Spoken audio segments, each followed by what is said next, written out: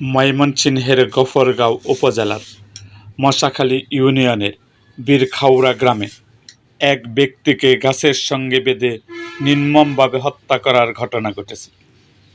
ঘটনাটি জানাজানি হলে এলাকায় ব্যাপক চাঞ্চল্যের সৃষ্টি হয়।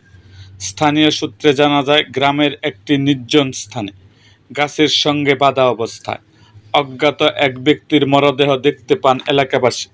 পরে কাছে গিয়ে দেখা যায় দুর্বৃত্তরা তার গলা কেটে হত্যা করেছে। খবর পেয়ে পুলিশ ঘটনাস্থলে পৌঁছে মরদেহ উদ্ধার করে। নিহতের পরিচয় এখনও নিশ্চিত হওয়া যায়নি।